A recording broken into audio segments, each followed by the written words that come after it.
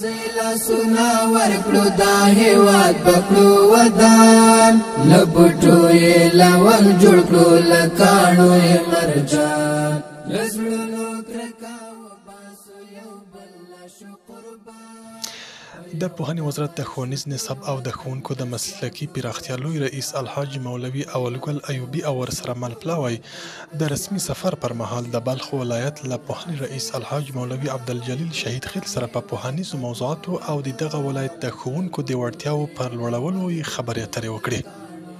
پوهنې وزارت د یوه همکار بنسټ په مالي ملاتړ د دایکنډي ولایت په کیتې او یاوان ولسوالیو کې د 15 میلیونه او 910 زره افغانیو په لګښت د شالیزار او تجریب ښوونځیو ودانۍ ورغولې او د یو له مراسمو په ترڅ کې ګټې اخیستنې ته وسپارلې.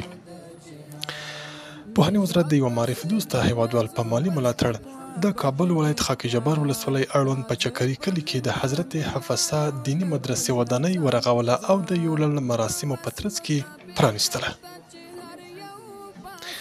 پوهنې وزارت په دایکنډي ولایت کې د ښوونکو اداري او خدماتي کارکوونکو د 110 خالي بستونو د ډکولو په موخه له ګڼ شمېر نوماندانو څخه رقابتي ازموینه واخیسته.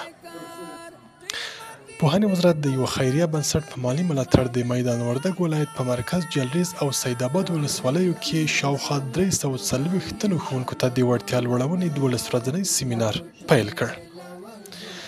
او پوهنې وزارت په هرات ولایت کې د تدریسي اداري او خدماتي کارکوونکو د 1690 خالي بستونو د ډکولو په موخه له ګڼ شمېر نوماندانو څخه رقابتي ازموینه واخیسته. ټول وطن بسیار کو د جهان راځي لاسونه ورکړو دا هیواد پکړو ودان.